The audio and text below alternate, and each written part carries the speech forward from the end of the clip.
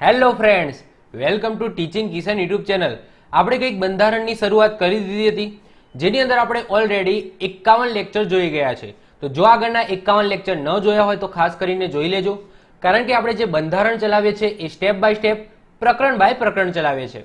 Last લેક્ચરમાં આપણે કંઈક સામાન્ય ખરડો, ઓકે, સાદા ખરડાની વાત કરી હતી કે ભાઈ સાદો ખરડો છે એને સંસદમાંથી કઈ રીતના પ્રસાર કરવામાં આવે છે। એના આપણે 5 તબક્કા જોયા હતા કે ભાઈ સામાન્ય ખરડો હોય તો એને જ્યારે સંસદમાંથી પસાર કરવાનો આવે છે ત્યારે 5 તબક્કામાંથી પસાર થાય છે, ત્યારે તે એક કાયદો બની શકે છે।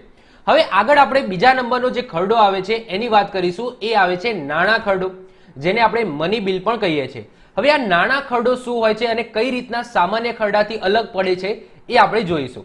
તો સૌથી પહેલા આપણે વાત કરીએ નાણાં ખરડાની, તો નાણાં ખરડાની વાત અનુચ્છેદ નંબર 110 અંતર્ગત આપવામાં આવી છે। નાણાં બિલ છે ને એ માત્ર ને માત્ર લોકસભાની અંદર જ રજૂ થઈ શકે છે, રાજ્યસભાની અંદર રજૂ થઈ શકતું નથી। આગળ આપણે સામાન્ય ખરડો જોયો હતો, એની અંદર સામાન્ય ખરડો બંને ગૃહની અંદર રજૂ કરી શકાય, લોકસભામાં પણ રજૂ કરી શકાય અને રાજ્યસભામાં પણ રજૂ કરી શકાય। જ્યારે નાણાં બિલ, મણી બિલ છે એ માત્ર ને માત્ર લોકસભાની અંદર જ રજૂ કરી શકાય છે। આ બિલ માત્ર મંત્રી દ્વારા જ રજૂ કરી શકાય છે, એટલે કે આ એક સરકારી બિલ હોઈ શકે છે, ક્યારે પણ ખાનગી બિલ હશે નહીં। એટલે કે મંત્રી સિવાયના જે પણ સદસ્યો છે એમના દ્વારા નાણાં બિલ લાવી શકાય નહીં। તો આ યાદ રાખજો, જે નાણાંને લગતું જે બિલ છે એ માત્ર ને માત્ર મંત્રી દ્વારા જ લાવી શકાય છે, મંત્રી સિવાયના કોઈ પણ સદસ્ય દ્વારા લાવી શકાતું નથી। આગળ વાત કરીએ, નાણાં બિલ રજૂ કરતા પહેલા રાષ્ટ્રપતિની પૂર્વ મંજૂરી જરૂરી છે। તો યાદ રાખજો, સામાન્ય ખરડાની અંદર તમારે જો ખરડો રજૂ કરવો હોય તેમાં રાષ્ટ્રપતિની પૂર્વ મંજૂરીની જરૂર નથી, પરંતુ જો તમારે નાણાં ખરડો છે એને તમારે લોકસભાની અંદર રજૂ કરવો હોય તો રાષ્ટ્રપતિની પૂર્વ મંજૂરી લેવી પડે। એ મંજૂરી આપે તો જ તમે લોકસભાની અંદર શું કરી શકો છો, એને મૂકી શકો છો। આગળ વાત કરીએ, લોકસભામાંથી પસાર થઈને જે નાણાં ખરડો છે એ રાજ્યસભાના ભલામણ માટે રજૂ કરવામાં આવે છે। જો અહીંયા રાજ્યસભામાંથી પસાર નથી કરવાનો, જસ્ટ રાજ્યસભામાં ભલામણ માટે મૂકવાનો છે। હવે ભલામણ એટલે શું?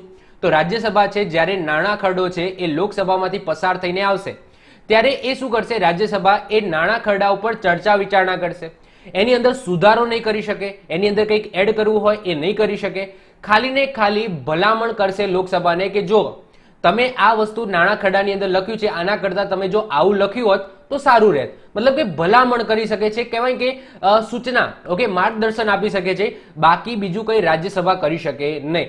તો આમાં નાણાં ખરડાને લઈને જે મેન સત્તા છે એ ખાલી ને ખાલી લોકસભા જોડે જ છે। તો રાજ્યસભા એ નાણાં ખરડાનો અસ્વીકાર ના કરી શકે, ના એની અંદર સુધારો કરી શકે, માત્ર લોકસભાને ભલામણ કરી શકે છે, અને આ ભલામણ માનવા માટે લોકસભા બંધાયેલી નથી। જો ભલામણ સૂચવીને એ ખરડો છે એ પાછો ક્યાં જશે, લોકસભાની અંદર જશે। હવે રાજ્યસભા દ્વારા જે ભલામણો કરવામાં આવી છે એ લોકસભા છે એ જોશે કે યોગ્ય છે કે નહીં। હવે લોકસભાને જો એ માનવી હોય તો માનશે, ના માનવી હોય તો નહીં માને। મતલબ કે એ ડાયરેક્ટ લોકસભાની કહેવાય કે એમની મરજી ઉપર રહેશે કે ભાઈ રાજ્યસભા દ્વારા જે પણ સૂચના આપવામાં આવી છે કે જે પણ ભલામણ કરવામાં આવી છે એને માનવી હોય તો માને, ના માનવી હોય તો કંઈ નહીં। ઓકે, તો અહીંયા તમે નાણાં ખરડો એટલે એક વસ્તુ તમે સિમ્પલ સમજી લો કે નાણાં ખરડો છે એ લોકસભાની અંદર જ રજૂ કરી શકાય, રાષ્ટ્રપતિની પૂર્વ મંજૂરીની જરૂર છે। પછી રાજ્યસભાની અંદર જ્યારે લોકસભામાંથી પસાર થાય પછી જ, ઓકે, રાજ્યસભાની અંદર જાય, રાજ્યસભામાં ખાલી ને ખાલી ભલામણ માટે જાય। ઓકે, રાજ્યસભા એનો અસ્વીકાર ના કરી શકે, ના એની અંદર કંઈ ચેન્જીસ કરી શકે। ઓકે, કોઈ જ એમને સત્તા મળેલી નથી। હવે રાજ્યસભાને કેટલો ટાઈમ આપવામાં આવે છે એ પણ આની અંદર લખેલું છે કે જ્યારે લોકસભામાંથી પસાર થઈને એ ખરડો છે, નાણાં બિલ છે, એ જ્યારે રાજ્યસભામાં જાય છે તો રાજ્યસભા જોડે 14 દિવસનો ટાઈમ છે। હવે જો 14 દિવસની અંદર કંઈક સુધારા કે કંઈક ભલામણ કરવી હશે તો એને સૂચવીને એ પાછું લોકસભાની અંદર જવા દેશે।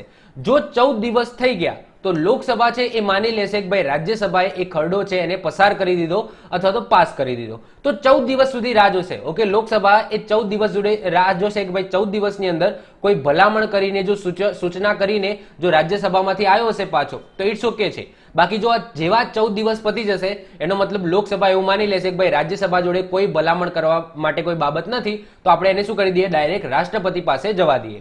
તો રાજ્યસભાને નાણાં ખરડા 14 દિવસમાં લોકસભાને પરત કરવાનો રહેશે।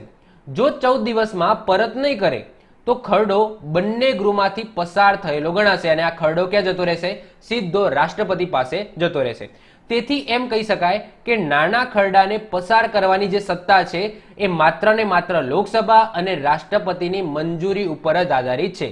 મતલબ કે આમાં રાજ્યસભા છે એનો કોઈ રોલ નહીં હોય. ઓકે, ખાલી ચર્ચા કરશે, ભલામણો સૂચવવાની હશે તો સૂચવશે, બાકી એની અંદર ના ચેન્જીસ કરી શકે ના અસ્વીકાર કરી શકે.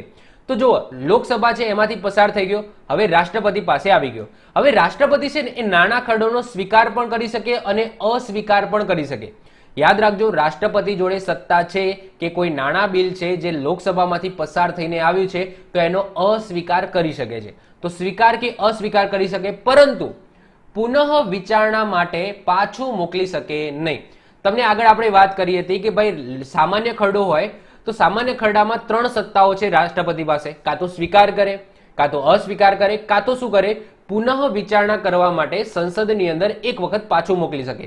પરંતુ જો નાણાં બિલ છે, આ નાણાં બિલ જો જ્યારે રાષ્ટ્રપતિ પાસે પહોંચે છે તો રાષ્ટ્રપતિ એને પુનઃ વિચારણા કરવા માટે મોકલી શકતા નથી. તો આ યાદ રાખજો, ખાલી સ્વીકાર અને અસ્વીકાર જ કરી શકે, પુનઃ વિચારણા કરવા માટે સંસદની અંદર મોકલી શકે નહીં. હવે કોઈ પણ ખરડો નાણાં ખરડો છે કે નહીં એનો નિર્ણય કોણ કરશે? સિમ્પલ વસ્તુ છે કે લોકસભાની અંદર કોઈ ખરડો આવ્યો, હવે એ ખરડો નાણાંને લગતો છે એટલે કે નાણાં બિલ છે કે નહીં, તો એ નક્કી કરવાનું કામ કોણ રહેશે? તો લોકસભાના અધ્યક્ષ જોડે રહેશે. હવે જો લોકસભાના અધ્યક્ષ એમ કે આ ખરડો છે એ નાણાં બિલ છે તો સમજી લેવાનું કે એ નાણાં બિલ છે. લોકસભાના અધ્યક્ષ એમ કે આ જે ખરડો આવે છે એ સામાન્ય છે તો એને સામાન્ય સમજવું. હવે જે પણ લોકસભાના અધ્યક્ષ છે જે પણ નિર્ણય આપશે, કોઈ પણ ખરડો આવ્યો અને એના અંતર્ગત લોકસભાના અધ્યક્ષ જે પણ નિર્ણય આપે કે ભાઈ આ નાણાં બિલ છે તો નાણાં બિલ, સામાન્ય બિલ છે તો સામાન્ય બિલ, તો આ જે નિર્ણય આપ્યો એને તમે કોર્ટની અંદર પડકારી શકો નહીં. મતલબ કે કાલ ઉઠીને કોઈ સભ્ય કોર્ટમાં જઈને એમ કે સાહેબ આ તો નાણાં બિલ હતું અને લોકસભાના અધ્યક્ષે એમ કીધું કે આ તો સામાન્ય બિલ છે, તો આ રીતના તમે કોર્ટની અંદર ઓકે લોકસભાના અધ્યક્ષ વિરુદ્ધ કેસ કરી શકો નહીં, અથવા તો એમને જે નાણાંને લઈને, બિલને લઈને જે નિર્ણય આપેલો છે તો એને તમે કોર્ટની અંદર પડકારી શકો નહીં. તો આ યાદ રાખજો કે લોકસભાના અધ્યક્ષ કરશે અને જે પણ નિર્ણય આપશે એને તમે ન્યાયાલયની અંદર પડકારી શકતા નથી. દરેક નાણાં ખરડા પર લોકસભાના અધ્યક્ષના હસ્તાક્ષર વાળા પ્રમાણપત્રનો જ શેરો રહેશે. હવે શેરો એટલે શું? તો સમર્થન. યાદ રાખજો, જ્યારે પણ તમે શેરો શબ્દ સાંભળો ને તો એનો મતલબ કે સમર્થન. ઓકે, તો અહીંયા તમે જુઓ કે જે પણ નાણાં ખરડા હશે જો એને તમારે લોકસભામાંથી પસાર કરવું હોય તો છેલ્લે ભલે ચાલો મતદાન થઈ ગયું અને મતદાનની અંદર સમજી લો બહુમતી મળી ગઈ, પણ જ્યાં સુધી એ આ જ ખરડાની વાત કરું છું કે નાણાં ખરડાની અંદર જ્યાં સુધી લોકસભાના જે અધ્યક્ષ છે એના હસ્તાક્ષર વાળો શેરો ના હોય એટલે કે સમર્થન ના હોય ત્યાં સુધી ના એને રાષ્ટ્રપતિ પાસે મોકલી શકાય ના એને રાજ્યસભા પાસે મોકલી શકાય. આ યાદ રાખજો. ઓકે, આ વસ્તુ ઇમ્પોર્ટન્ટ છે. જો સામાન્ય ખરડો હોય ને તો સામાન્ય ખરડાની અંદર જો એ લોકસભામાંથી પસાર થઈ જાય સિમ્પલ બહુમતીથી, સામાન્ય બહુમતીથી, તો પછી અધ્યક્ષની સમર્થનનું જરૂર નથી. ઓકે, અધ્યક્ષ એમ કે ભાઈ રાજ્યસભાની અંદર પસાર નહીં કરવું તો એવું ના ચાલે. લોકસભાનું અધ્યક્ષ છે એની મનમાની એમાં ચાલે નહીં, કારણ કે બહુમતી છે, બહુમતીથી એ વસ્તુ પસાર થઈ ગઈ છે. પણ આની અંદર એવું છે કે જ્યારે નાણાં ખરડો હોય ને તો બહુમતીથી, મતદાનથી તો પસાર થવાનો જ છે. ઓકે, એ તો કરવાનું છે. સાથે સાથે છેલ્લે લોકસભાના હસ્તાક્ષર વાળા પ્રમાણપત્રનું શેરું મતલબ કે સમર્થન જોશે. સમર્થન થશે, અનુમતિ મળશે પછી જ એ રાષ્ટ્રપતિ પાસે કે રાજ્યસભાની અંદર ભલામણ માટે મોકલવામાં આવશે. તો આ વસ્તુ માઇન્ડની અંદર રાખી દેજો. ઓકે, અને જ્યારે તમે શેરો શબ્દ સાંભળો એટલે એનો મતલબ તમારે સમર્થન સમજવું. ઓકે, તો યાદ રાખવાનું છે આ વસ્તુ. આગળ વાત કરીએ હવે નાણાં ખરડાની યોગ્યતા શું, મતલબ કે એવા કેવા ખરડા હોય કે જેને લોકસભાના જે અધ્યક્ષ છે એ નાણાં ખરડા કહેશે. મતલબ કે એવા ખરડાની અંદર એવી તો કઈ વસ્તુ હશે કે એને આપણે નાણાં ખરડા કહીશું. ઓકે, તો ચલો જોઈએ. તો કોઈ પણ કર લાદવાની એટલે કે લગાવવાની. ઓકે, સમજી લો કે જીએસટી છે તો જીએસટી લગાવવો છે, પછી અથવા તો જીએસટી માંથી કોઈ કર છે એ નાબૂદ કરવો છે, કરની માફી આપી દેવી છે કે ભાઈ આ કર માફ થઈ ગયો, અથવા તો એની અંદર કંઈક ચેન્જીસ કરવા છે, અથવા તો એનું નિયમન કરવું છે. તો આવી બાબતને લઈને કોઈ ખરડો આવે છે તો એ કેવો ખરડો કહેવાશે? નાણાં ખરડો કહેવાશે. ભારત સરકાર દ્વારા નાણાં ઉધાર લેવા, ઓકે, તમને ખબર છે કે વર્લ્ડ બેંક આવે છે. ઓકે, તો વર્લ્ડ બેંક એટલે કે ઇન્ટરનેશનલ લેવલની બેંક હોય છે જેમાંથી સરકાર છે, ઓકે, જે પણ દેશની સરકાર હોય એ પૈસા લોન સ્વરૂપે લેતી હોય, ઉધાર લેતી હોય. તો આવી રીતના ભારત સરકારને કોઈ નાણાં છે એ ઉધાર લેવા છે. ભારત સરકારે લીધેલી નાણાકીય જવાબદારીઓ અંગેના જે કાયદાઓ છે એની અંદર સુધારા વધારા કરવાના છે તો એ પણ નાણાં ખરડાની અંદર જ આવશે. ભારતની જે સંચિત નિધિ છે, જેને આપણે એકત્રિત ફંડ પણ કહીએ છીએ, અથવા તો જે આકસ્મિક નિધિ છે, તો એના હવાલાની અથવા કોઈ પણ ફંડમાં નાણાં ઉપાડવાની કે ભરવાની જે પણ જોગવાઈને લગતો કોઈ ખરડો હશે તો એ પણ નાણાં ખરડાની અંદર જ આવશે. આગળ આપણે આ નિધિની વાત કરીશું. સંચિત નિધિ અને આકસ્મિક નિધિ આ બે ટાઈપની નિધિ હોય. ઓકે, કહેવાય કે એક અકાઉન્ટ હોય કે સંચિત નિધિ જેમાં જે ટેક્સ આવે છે કે જે પણ બધી વસ્તુ આવે છે, ઓકે, જુદી જુદી જગ્યાએથી ટેક્સ આવે છે, ઇન્કમ ટેક્સ આવે છે, પેટ્રોલમાંથી ટેક્સ આવે છે, ઓકે, તો જે જુદા જુદા ટાઈપના ટેક્સ આવે છે બધા કયા ભંડોળની અંદર, તો સંચિત નિધિની અંદર જમા થતા હોય, જેને એકત્રિત ફંડ પણ કહીએ છીએ. અને બીજું એક આકસ્મિક ફંડ આવે છે, એની પણ આગળ આપણે ચર્ચા કરીશું. તો આમાં જ્યારે પૈસા ભરવાના હોય, ઓકે, એટલે કે નવા પૈસા એડ કરવાના હોય, અથવા તો એમાંથી પૈસા જ્યારે ઉપાડવાના હોય તો એને લગતો કોઈ ખરડો હોય તો એ પણ નાણાં બિલની અંદર જ આવશે. આગળ વાત કરીએ સંચિત નિધિમાંથી પૈસાની ફાળવણી, એટલે કે નાણાંના વિનિયોગની વાત કરી હોય, વિનિયોગ ખરડો આગળ આપણે જોઈશું. તો મતલબ કે કોઈ ફિલ્ડની અંદર સમજી લો કોઈ યોજના છે અથવા તો કોઈ બીજી ફિલ્ડ છે જેની અંદર સંચિત નિધિમાંથી પૈસા ફાળવવાના છે, તો આને લગતો કોઈ ખરડો હોય એ પણ નાણાં ખરડાની અંદર જ લેવામાં આવશે. સંચિત નિધિમાંથી ખર્ચની રકમની અંદર વધારો કરવો છે અથવા તો ઉઘરાણું નાખવાનું છે તો પણ આવા ખરડા નાણાં બિલની અંદર જ આવશે. મતલબ કે સમજી લો કે રાષ્ટ્રપતિનો પગાર છે એ સંચિત નિધિમાંથી આપવામાં આવે છે. કેટલો છે ભાઈ? તો અત્યારે 5 લાખ રૂપિયા છે. હવે કાલ ઉઠીને સમજી લો કે 5,50,000 કરવામાં આવે છે એમનો પગાર, તો એ સંચિત નિધિમાંથી જ જશે. તો એમનો જે પગાર છે એ 5,50,000 કરવામાં આવે છે, તો એવો જે ખરડો છે એને પણ નાણાં ખરડો જ કહેવામાં આવશે. કારણ કે સમજી લો કે એમની જે ખર્ચ છે, ઓકે, આ ખર્ચ શેમાં વધ્યો? ઓકે, જ્યારે રાષ્ટ્રપતિનો પગાર વધ્યો કે ઉપરાષ્ટ્રપતિનો પગાર વધ્યો કે સંસદના સભ્યોનો પગાર વધ્યો, તો એ પગારનો ખર્ચ શેમાંથી જાય છે? સંચિત નિધિમાંથી જાય છે. તો એને લઈને કોઈ ખરડો હોય આ રીતના પગાર વધારવાનો જે સંચિત નિધિના ખર્ચની અંદર વધારો કરે છે, તો આવો કોઈ ખરડો હોય, અથવા તો વધારાનું કંઈક ઉઘરાણું નાખવાનું હોય વધારે પૈસા ભેગા કરવા માટે, તો આવો કોઈ ખરડો હોય એને પણ નાણાં બિલ જ કહેવામાં આવશે. આગળ વાત કરીએ ભારતની સંચિત નિધિ અથવા તો ભારતના જાહેર હિસાબનું જે ખાતું છે, હું આગળ વાત કરીશ, એમાંથી નાણાં પ્રાપ્ત કરવાની અથવા તો નાણાંનો હવાલો રાખવાની અથવા તો નાણાં આપવાની કે સંઘ કે રાજ્યના હિસાબોના ઓડિટ કરવા અંગેનો જો કોઈ ખરડો હોય એ પણ નાણાં બિલની અંદર જ આવશે. સંઘ અને રાજ્યના જે જુદા જુદા વિભાગો છે નાણાંને લઈને એનું ઓડિટ કરવું છે. ઓડિટ કરવું એટલે કે સમજી લો કે ઇન્સ્પેક્શન કરવું, ઓકે, તો એ પણ શેમાં આવશે? નાણાં બિલની અંદર જ આવશે. જે સંચિત નિધિ છે અને એક બીજું આવશે, આગળ હું વાત કરીશ, જાહેર હિસાબોનું ખાતું. ઓકે, તો એ બંને ખાતામાં જ્યાંથી નાણાં પ્રાપ્ત કરવા છે, એટલે કે સમજી લો અનુદાન મેળવવું છે અથવા તો નાણાંનો હવાલો છે એ કોઈક બીજાને આપવાનો છે રાખવા માટે, અથવા તો નાણાં આપવા કે સંઘના હિસાબોનો ઓડિટ, આ બધી વસ્તુ ટૂંકમાં નાણાંને લગતી આ જે બધી મહત્વની બાબત છે એને લગતી કોઈ ખરડો આવશે તો એ બધા નાણાં બિલની અંદર જ આવશે. હવે કઈ એવી કન્ડિશન છે જેને નાણાં બિલની અંદર રાખવામાં નથી આવતી? તો જો નાણાં બિલ ક્યારે નહીં હોય, તો સૌથી પહેલા દંડની જોગવાઈ. મતલબ કે કોઈ વ્યક્તિ છે એને દંડ થયો છે, હવે એ દંડના પૈસા સમજી લો ક્યાં આપવામાં આવે છે? તો સંચિત નિધિની અંદર નાખવામાં આવે છે. તો આ ટાઈપનું કોઈ બિલ હોય છે તો એ નાણાં ખરડાની અંદર આવશે નહીં. મતલબ કે દંડની જોગવાઈ અંતર્ગત, ઓકે, જે પણ ખરડો હશે તો એ ક્યારેય પણ નાણાં ખરડાની અંદર આવશે નહીં. બીજું, લાયસન્સ માટેની ફી. એક્ઝામ્પલ તરીકે વાત કરીએ કે ભાઈ માઇક્રોસોફ્ટ કંપની છે. હવે માઇક્રોસોફ્ટ કંપની એ પોતાનું શું વેચે છે? સોફ્ટવેર વેચે છે, એટલે કે ઓપરેટિંગ સિસ્ટમ વેચે છે. હવે ભારત સરકાર છે એ સમજી લો માઇક્રોસોફ્ટ કંપની જોડે શું કરે છે? ડીલ કરે છે અને એમાંથી જે સોફ્ટવેર છે એ બંચની અંદર શું કરે છે? ખરીદે છે. તો એના માટે જે પૈસા ચૂકવવાના છે એ શેમાંથી જશે? સંચિત નિધિમાંથી જશે ઓબ્વિયસલી. તો આ જે પૈસા ચૂકવવાના છે કોણ? તો સરકાર દ્વારા ચૂકવવામાં આવશે. તો આવી કોઈ લાયસન્સ માટેની ફી હશે, ઓકે, તો એમાં જે પૈસા ચૂકવ્યા હશે એના માટેનો કોઈ ખરડો લાવવામાં આવશે, તો એવો નાણાં ખરડો નહીં કહેવામાં આવે. પછી કોઈ સેવાઓ છે એ સેવાઓની અંદર રાજ્ય સરકાર છે કે કેન્દ્ર સરકાર છે એ પૈસા ચૂકવે છે, તો એ પણ નાણાં ખરડાની અંદર નહીં આવે. પ્રદાન કરેલી સેવા માટેની કોઈ ફી છે, ઓકે, તો એ પણ નાણાં ખરડાની અંદર આવશે નહીં. બીજી વસ્તુ, સ્થાનિક સંસ્થાઓ એટલે કે જે પંચાયતી રાજ છે અને જે નગરપાલિકાઓ છે, તો એમના દ્વારા જો કર લગાવવામાં આવે છે, કરની માફી અથવા તો ફેરફાર કે નિયમન કરવામાં આવે છે, તો એ પણ વસ્તુ સંસદની અંદર ડિસ્કસ કરવામાં નહીં આવે. તો એટલું વસ્તુ તો યાદ રાખવું કે જે નાણાં ખરડો છે ને એ ક્યાંક ને ક્યાંક જે કેન્દ્રના ખાતાઓ છે, સંચિત નિધિ અને આકસ્મિક નિધિ, તો એને લગતી કોઈ બાબતો હશે એના માટે જ હશે. ઓકે, કાલ ઉઠીને જે પંચાયતી રાજ છે, હવે પંચાયતી રાજ પોતાના લોકલ એરિયા, પોતાના ગામડાની અંદર કોઈ કર લગાવવાની કોઈ ફેરફાર લાવે છે, કોઈ કરની માફી માટેનો લાવે છે કે નિયમન માટેનો લાવે છે, તો એને સંસદની અંદર ડિસ્કસ કરવાનો કોઈ મતલબ રહેતો નથી. ઓકે, તો આ પણ વસ્તુ યાદ રાખવાનું છે કે આ ત્રણ જે બાબતો છે એ નાણાં ખરડાની અંદર આવશે નહીં. ઓકે, તો ઉપરની જે 6 બાબતો છે એવું કોઈક જોગવાઈ લાવવામાં આવશે, એવું કોઈ ખરડો લાવવામાં આવશે તો એ નાણાં ખરડા અંતર્ગત આવશે. હવે વાત કરીએ કે ભાઈ સામાન્ય ખરડો અને નાના ખરડામાં ડિફરન્સ શું છે, શું ફરક છે, ચલો જોઈ લઈએ. તો ડિફરન્સ વાઇઝ પણ એક વખત જોઈ લઈએ. તો સામાન્ય ખરડો છે, આ બાજુ છે નાના ખરડો. તો સામાન્ય ખરડો છે ને એ લોકસભા અને રાજ્યસભા બંનેમાં રજૂ કરી શકાય છે, જ્યારે નાના ખરડો માત્ર ને માત્ર લોકસભાની અંદર રજૂ કરી શકાય છે. સામાન્ય ખરડો એ મંત્રી અને સંસદના સભ્યો બંને દ્વારા રજૂ કરી શકાય છે, જ્યારે નાના ખરડો માત્ર ને માત્ર મંત્રી દ્વારા રજૂ કરી શકાય છે.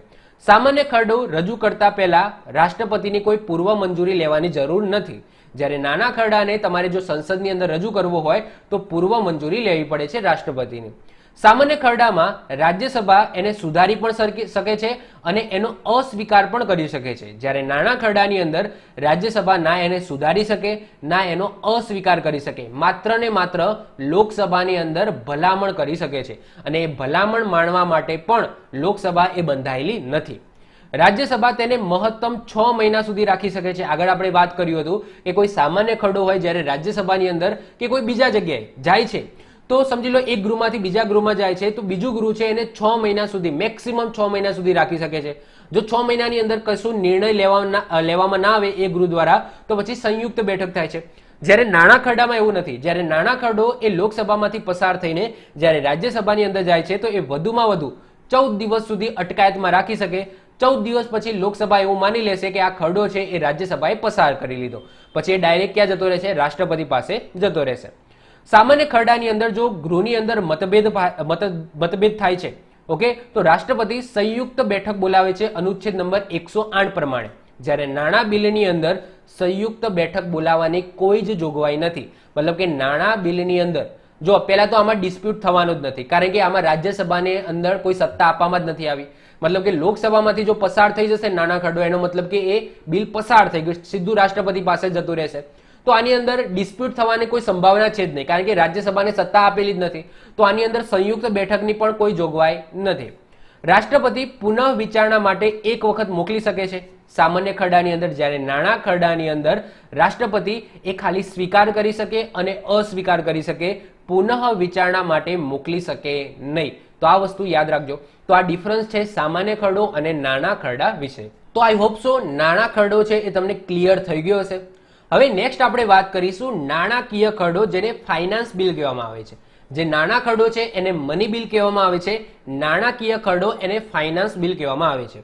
સૌથી પહેલા તો નાણાં ખરડો અને નાણાકીય ખરડો એ બંને વચ્ચેનો ડિફરન્સ શું છે એ પહેલા સમજી લઈએ. હવે જો નાણાકીય ખરડો છે ને એ મોટું સર્કલ છે. આ મોટા સર્કલની અંદર નાનો ખરડો એક નાનું સર્કલ છે. મતલબ કે એટલું વસ્તુ યાદ રાખવું કે નાનો ખરડો છે, નાણાં ખરડો એ વન ટાઈપ ઓફ નાણાકીય જ ખરડો છે. તો નાણાકીય ખરડાની અંદર જ નાણાં ખરડો આવી જશે. ક્લિયર? તો આ વસ્તુ યાદ રાખજો. તો અહીંયા મેં એક વસ્તુ લખેલી છે કે દરેક નાણાં ખરડો એ નાણાકીય ખરડો છે. આ દરેક નાણાં ખરડો છે ને એ ક્યાંક ને ક્યાંક શું છે, નાણાકીય ખરડો છે. પરંતુ દરેક નાણાકીય ખરડો એ નાણાં ખરડો નથી. એટલે કે દરેક નાણાકીય ખરડો હશે એ નાણાં ખરડો નહીં હોય. હવે એટલી વસ્તુ તમે સમજી લો કે એવી બાબતો જે પૈસાને લગતી છે અને નાણાં ખરડાની અંદર નથી આવતી, એ શેમાં આવી જશે, નાણાકીય ખરડાની અંદર આવી જશે. ફરીથી રિપીટ કરું છું, પૈસાને લગતી એવી બાબતો, આગળ આપણે 6 ટાઈપ જોયા, મતલબ કે 6 એવી જોગવાઈઓ જોઈ કે એ જો 6 જોગવાઈ હોય તો એ નાણાં ખરડાની અંદર આવી જાય. તો એ પૈસાને લગતી જ બાબતો હતો. તો પૈસાને લગતી એવી બાબતો જે નાણાં ખરડાની અંદર નથી આવતી, તો એના સિવાયની જેટલી પણ પૈસાની બાબતો છે એ નાણાકીય ખરડાની અંદર આવશે. તો આ વસ્તુ યાદ રાખવું.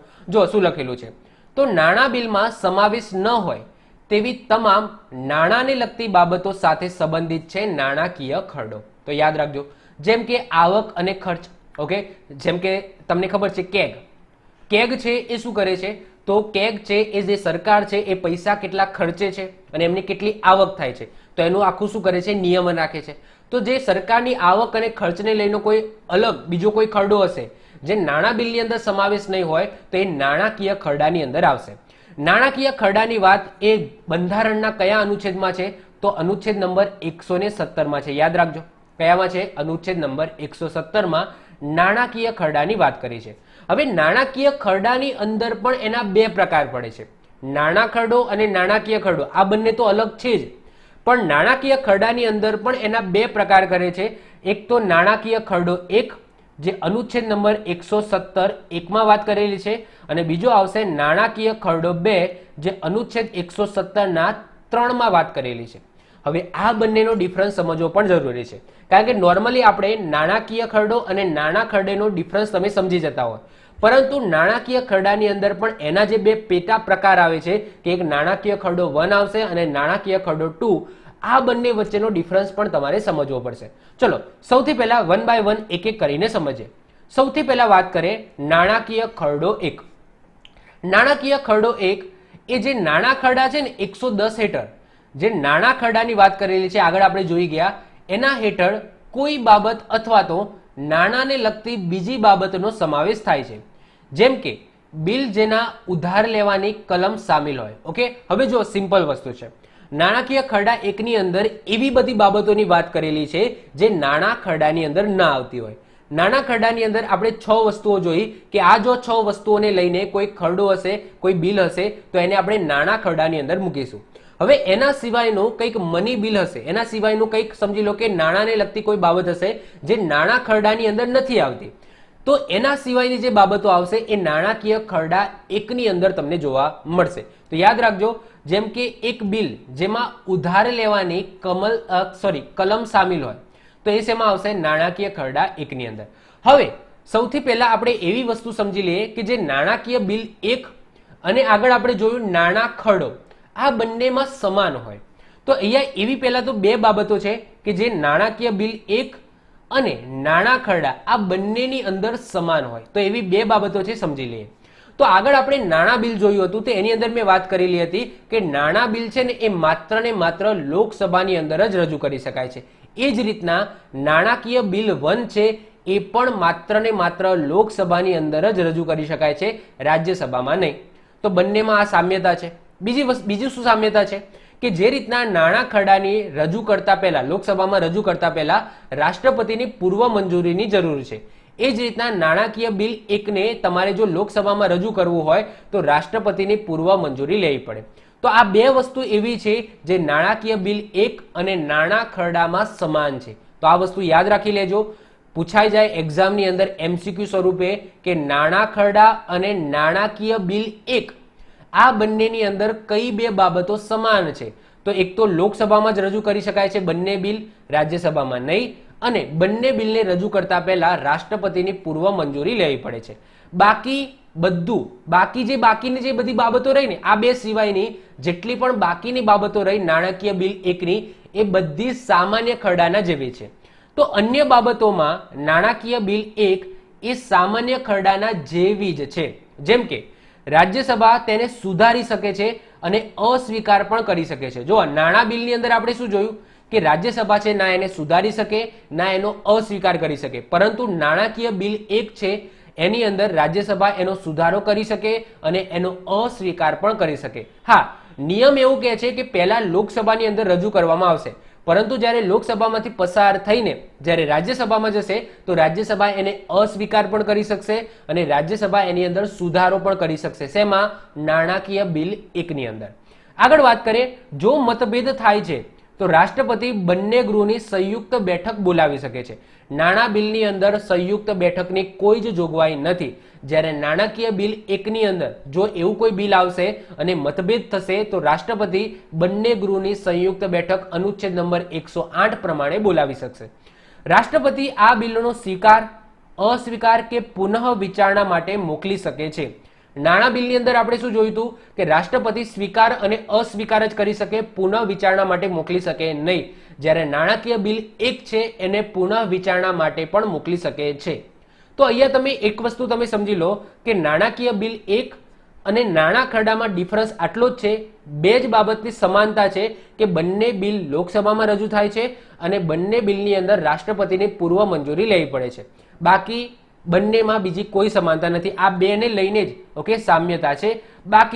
બાકી જે નાણાકીય બિલ 1 છે એ સામાન્ય ખરડાની જેમ જ લોકસભા અને રાજ્યસભામાંથી પસાર કરવામાં આવશે. ઓકે, બાકી નાણાકીય બિલની જે પ્રક્રિયા રહેશે, બાકીની જે પ્રક્રિયા રહેશે આ બે સિવાયની, એ સિમ્પલ સામાન્ય જે ખરડો આપણે આગળ જોયો તો એ જ રીતના રહેશે. એ જ રીતના જેમ સંસદમાંથી પસાર કરવામાં આવતો હતો 5 તબક્કાને લઈને, એ જ રીતના નાણાકીય બિલને પણ 5 તબક્કામાંથી એ રીતના પસાર કરવામાં આવશે. ક્લિયર? તો આ બે વસ્તુ તમારે યાદ રાખવાની છે. હવે વાત કરીએ નાણાકીય ખરડો 2. નાણાકીય ખરડો 1 તમે જોઈ ગયા. ઓકે, એ ક્યાંક ને ક્યાંક નાણાં ખરડાની જેમ સામ્યતા ધરાવે છે થોડી એવી. નાણાકીય ખરડો 2 છે ને એ સિમ્પલ છે, સામાન્ય ખરડાની જેમ જ શું કરે છે, વર્તે છે. અને આ નાણાકીય ખરડો 2 છે એ કોને કહેવાય છે? સિમ્પલ છે, જો એક જ લાઈનમાં લખેલું છે. જે સંચિત નિધિ છે ને એ સંચિત નિધિમાંથી જે ખર્ચની જોગવાઈ છે એને લગતો કોઈ ખરડો હોય, જે નાણાં બિલની અંદર આવતો ન હોય, તો એ બાબત નાણાકીય ખરડા 2 ની અંદર હશે. ફરીથી રિપીટ કરું છું, નાણાકીય બિલ 2 માં ભારતની જે સંચિત નિધિ છે એમાંથી જે ખર્ચ કરવાની જોગવાઈ હોય એને લગતો જે નાણાં બિલની અંદર, જે અનુચ્છેદ નંબર 110 માં આગળ જે નાણાં બિલ જોઈ ગયા એની અંદર ન આવતી હોય એવી બાબતો નાણાકીય ખરડા 2 ની અંદર તમને જોવા મળશે. આ બિલ સંસદીય કાયદાકીય પ્રક્રિયા સામાન્ય ખરડાની જેવી જ છે. ઓકે, સામાન્ય ખરડાની જેવી જ છે. જો બંને ગૃહમાં રજૂ કરી શકાય છે, લોકસભામાં પણ રજૂ કરી શકાય પહેલા અને રાજ્યસભામાં પણ રજૂ કરી શકાય છે. રાષ્ટ્રપતિની પૂર્વ મંજૂરીની જરૂર નથી. નાણાકીય ખરડા 2 ની અંદર રાષ્ટ્રપતિની પૂર્વ મંજૂરીની જરૂર નથી અને બંને ગૃહની અંદર શું કરી શકાય છે? રજૂ કરી શકાય છે. બંને ગૃહમાં અસ્વીકાર કરી શકાય છે, બંને ગૃહની અંદર સુધારો કરી શકાય છે. મતભેદ થાય તો રાષ્ટ્રપતિ સંયુક્ત બેઠક બોલાવી શકે છે. રાષ્ટ્રપતિ નાણાકીય ખરડા 2 ઉપર સ્વીકાર, અસ્વીકાર કે એક વખત પુનઃ વિચારણા માટે મોકલી શકે છે. તો ટૂંકમાં નાણાકીય ખરડો 2 છે ને જે નાણાંને લગતો છે અને સામાન્ય ખરડાના જેમ જ એની પ્રક્રિયા થાય છે, તો એને નાણાકીય ખરડો 2 કહીશું. નાણાકીય ખરડા 2 ની અંદર એક જ બાબત હશે, સંચિત નિધિ છે એમાંથી જે ખર્ચો થાય છે એની એવી જોગવાઈ જે નાણાં ખરડાની અંદર નથી. ફરીથી રિપીટ કરું છું, સંચિત નિધિમાંથી જે ખર્ચો કરવામાં આવે છે એની એવી જોગવાઈ જે નાણાં બિલ, જે નાણાં ખરડો હતો એની અંદર નથી, એવી બધી બાબતો નાણાકીય ખરડા 2 ની અંદર હશે. ક્લિયર? તો એટલી વસ્તુ યાદ રાખવાની. ચલો, હવે ઘણા બધા લોકોને ડાઉટ થતો હશે કે સાહેબ નાણાકીય 1 અને નાણાકીય 2 આ બંને વચ્ચેનો ડિફરન્સ સમજાઈ દો તો અમને થોડું લાઇટ થઈ જાય. ચલો, તો સૌથી પહેલા એ જોઈ લઈએ કે નાણાકીય ખરડો 1 અને નાણાકીય ખરડો 2 એમાં શું ડિફરન્સ છે. સૌથી પહેલા વાત કરીએ નાણાકીય ખરડો 1. તો નાણાકીય ખરડામાં ઓકે ન હોય તેવી સાદી બાબતો, જે નાણાં બિલ છે એની અંદર ન હોય એવી જે સાદી બાબતો છે એ નાણાકીય ખરડા 1 ની અંદર હશે. નાણાકીય ખરડા 2 માં શું હશે? તો જે સંચિત નિધિમાંથી ખર્ચો કરવામાં આવે છે અને એ નાણાં બિલની અંદર નથી એવી બાબતો નાણાકીય ખરડા 2 ની અંદર હશે. નાણાકીય ખરડો 1 માત્ર ને માત્ર લોકસભાની અંદર જ રજૂ કરી શકાય છે નાણાં બિલની જેમ, જ્યારે નાણાકીય ખરડો 2 છે એ બંને ગૃહની અંદર રજૂ કરી શકાય છે ગમે તે. ઓકે, રાજ્યસભામાં પણ પહેલા લાવી શકાય છે અને લોકસભામાં પણ પહેલા લાવી શકાય છે. આગળ વાત કરીએ નાણાકીય ખરડો 1, એમાં રાષ્ટ્રપતિની પૂર્વ મંજૂરીની જરૂર છે નાણાં ખરડાની જેમ, જ્યારે નાણાકીય ખરડા 2 ની અંદર રાષ્ટ્રપતિની પૂર્વ મંજૂરીની જરૂર નથી. હવે બીજી નીચે 4 બાબતો લખેલી છે ને, આ નાણાકીય ખરડા 1 અને 2 બંનેમાં સમાન છે. ઓકે, તો એમાં જો ડિફરન્સ નથી, બંનેમાં સમાન છે.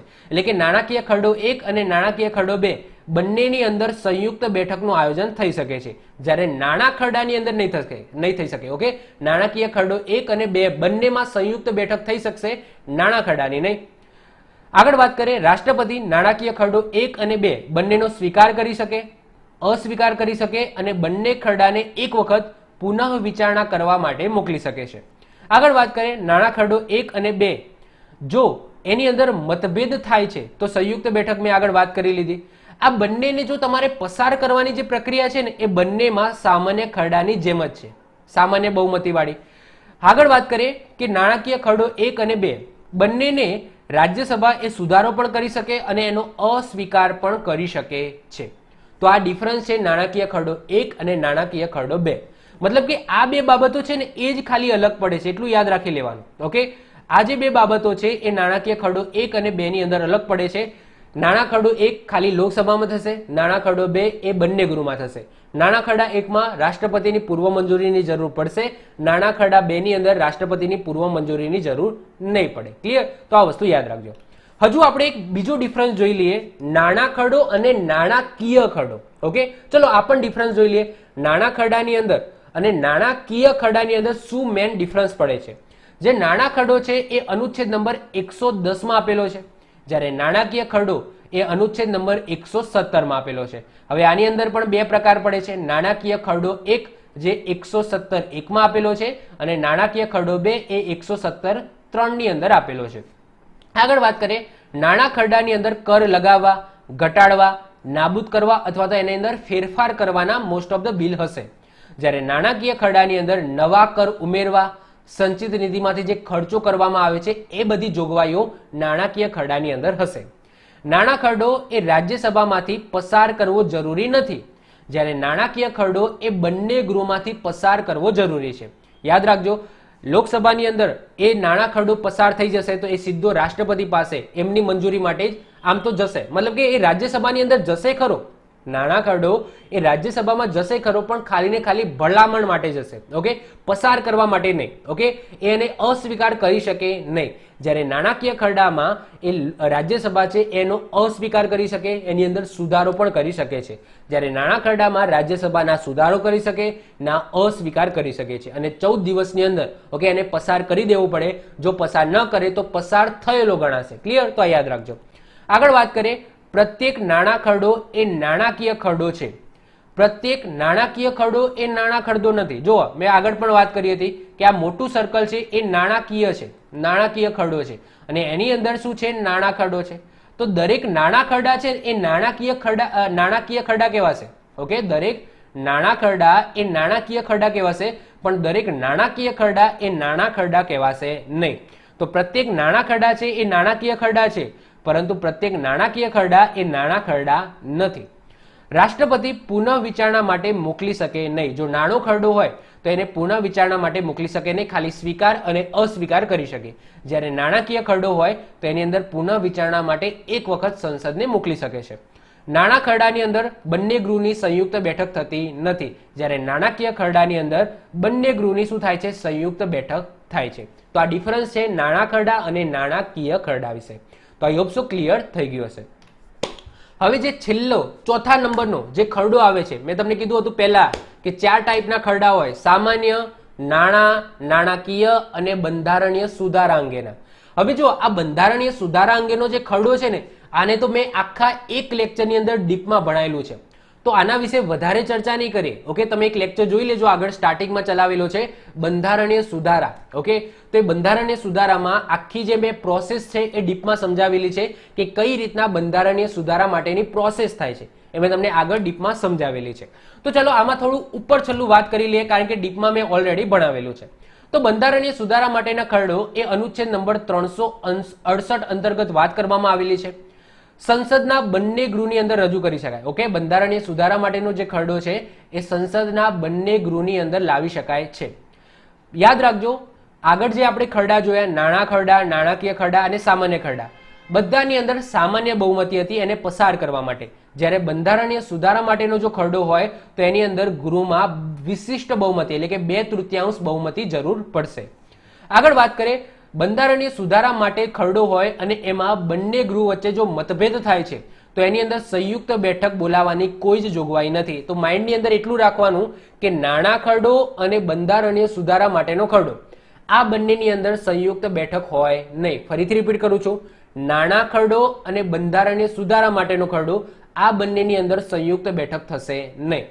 બંને ગૃહમાંથી, હવે આ એક વસ્તુ ઇમ્પોર્ટન્ટ છે, જો બંને ગૃહમાંથી પસાર થઈને આવેલો કોઈ બંધારણીય સુધારા માટેનો બિલ હોય ને તો રાષ્ટ્રપતિને ફરજિયાત એના ઉપર સહી કરવી પડે છે, મતલબ કે અસ્વીકાર કરી શકે નહીં. આ યાદ રાખજો, પુનઃ વિચારણા માટે પણ મોકલી ન શકે અને અસ્વીકાર પણ ન કરી શકે, ફરજિયાત એના ઉપર સાઇન કરવી પડે. જે આગળના 3 જે બિલ જોયા ને એ બધાથી અલગ છે. 3 બિલ હતા ને આગળ, સામાન્ય, નાણાં અને નાણાકીય, આ 3 ની અંદર રાષ્ટ્રપતિ છે ને એ અસ્વીકાર કરી શકે છે, નકારી શકે છે. જ્યારે બંધારણીય સુધારા માટેનું કોઈ બિલ છે અને સંસદના બંને ગૃહમાંથી પસાર થઈને આવેલું છે તો રાષ્ટ્રપતિને ફરજિયાતપણે એના ઉપર સાઇન કરવી પડે છે. એને અસ્વીકાર કે પુનઃ વિચારણા માટે કે એવા માટે કોઈ જ ટાઈપનું મોકલી શકાતું નથી. તો આ વસ્તુ યાદ રાખજો. વેરી વેરી વેરી ઇમ્પોર્ટન્ટ છે. તો યાદ રાખજો બંધારણીય સુધારા માટેનો ખરડો. ફરીથી કહું છું, આને મેં ડીપમાં સમજાવેલું છે આગળ, તો આગળનો એક લેક્ચર હશે બંધારણીય સુધારા કરીને, તો એને મેં ડીપમાં સમજાવેલું છે. તો આઈ હોપ સો ચારે ચાર જે ખરડા છે સામાન્ય, નાણાકીય અને બંધારણીય સુધારા માટેનો, તો તમને ખ્યાલ આવી ગયા હશે. કઈ રીતના એમને સંસદમાંથી પસાર કરવામાં આવે છે એ પણ તમને ખબર પડી ગઈ હશે. તો આઈ હોપ સો આજના વિડીયોમાં આપણે આટલું જ રાખીએ છીએ. નેક્સ્ટ વિડીયોમાં આપણે નવા ટોપિક સાથે મળીશું. જો તમને વિડીયો ગમ્યો હોય તો વિડીયોને લાઇક કરી દો, તમારા મિત્રો સાથે શેર કરી દો. જો આ ચેનલ પર નવા હો તો ચેનલને સબસ્ક્રાઇબ કરીને બાજુમાં રહેલું બેલ આઇકન દબાવી દો, જેથી કોઈ નવો વિડીયો અપલોડ કરું તેની નોટિફિકેશન તમને મળતી રહે અને તમારો કોઈ પણ વિડીયો મિસ ના થાય. તો મળીશું નેક્સ્ટ લેક્ચરમાં. Bye, all the best.